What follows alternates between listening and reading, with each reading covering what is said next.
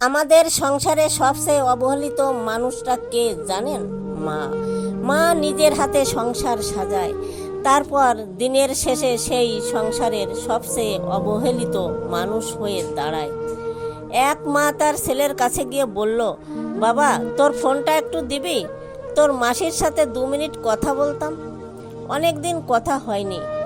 ছেলে তখন বিরক্ত হয়ে বলল, আমার ফোনে টাকা নেই। মা চলে গেল। কিছুক্ষণ পর ছেলের নাম্বারে একটা মিস কল আসলো। সাথে সাথে কল ব্যাক করলো, আর 2 ঘন্টা কথা বলার পর ফোনটা রাখলো।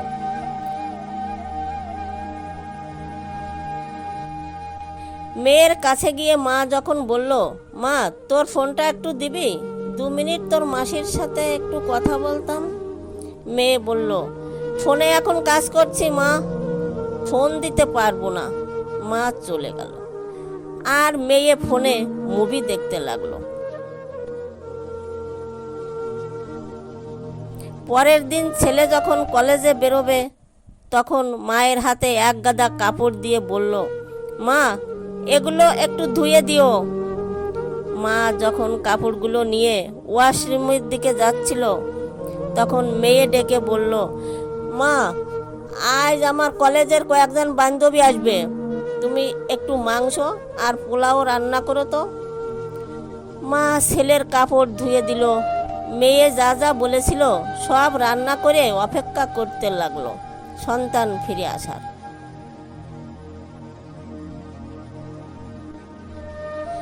রাতে মা অনেক আশা নিয়ে সন্তানদের পাশে বসেছিল গল্প করার জন্য, কিন্তু সন্তানরা তখন 6 ইঞ্চি জাদুর বাক্স নিয়ে ব্যস্ত ছিল। দীর্ঘশ্বাস ফেলে মা তখন চলে যায়। এই দীর্ঘশ্বাসে কতটা কষ্ট লুকিয়েছিল সেটা সন্তানরা বুঝতেই পারে না। মায়েদের সহ্য করার ক্ষমতা প্রচুর হয়। বন্ধুদের সাথে ঝগড়া করে ছেলেটি বারান্দায় দাঁড়িয়ে সিগারেট খাচ্ছিল। মা তখন বলল, বাবা তুই সিগারেট কেন খাচ্ছিস? ছেলে রেগে গিয়ে বলল, আমার ইচ্ছা, তাতে তোমার কি? আমি এখন ছোট নেই। ছেলের এই রকম খারাপ ব্যবহারটা মা নীরবে সহ্য করে চুপচাপ চলে গেল। এদিকে রেজাল্ট খারাপ হয়েছে দেখে না খেয়ে মেয়ে যখন শুয়ে রইল, তখন আবার মা গিয়ে বলল, মা কিছু খেয়ে ঘুমা। তখন রেগে গিয়ে মেয়ে বলল, আমার গলা দিয়ে ভাত নামবে না। রেজাল্ট খারাপ হলে কতটা কষ্ট হয় তুমি কি করে বুঝবে? তুমি তো একটা মূর্খ মহিলা, তুমি তো পড়াশোনাই করনি। মা মেয়ের এই কথাগুলো শুনে চুপচাপ সহ্য করে চলে গেল। মায়ের বুকের ব্যথাটা বেড়েছে।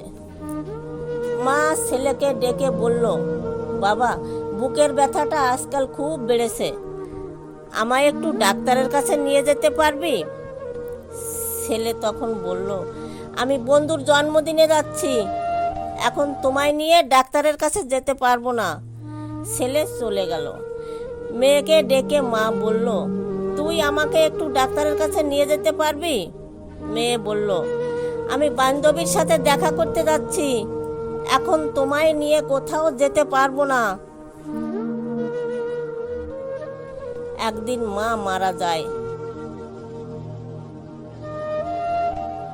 ছেলেটা এখন কাপড় ধোয়ার সময় চিন্তা করে, মাকে কত কষ্টই না দিয়েছি। এখন সিগারেট খেলে কেউ বাধা দেয় না, দরজার পাশে দাঁড়িয়ে কেউ বলে না, বাবা তোর ফোনটা একটু দিবি? 2 মিনিট কথা বলতাম। মেয়েটা এখন নিজেও মা হয়েছে। মা হওয়ার পর বুঝতে পেরেছে মারা সংসারে কতটা অবহেলিত হয়। এখন সে রাতের পর রাত না খেয়ে ঘুমালেও কেউ এসে বলে না, মা রাতে খেয়ে ঘুমা। এই ঘটনাগুলো প্রত্যেক সংসারে ঘটে। সন্তানরা নির্দিষ্ট একটা বয়সের পর সময় দেয় না, তাই পরে আফসোস করার চেয়ে শত ব্যস্ততার মাঝে হলেও মাকে সময় দিতে হয়। কারণ যার মা নেই সেই বোঝে মা কাকে বলে।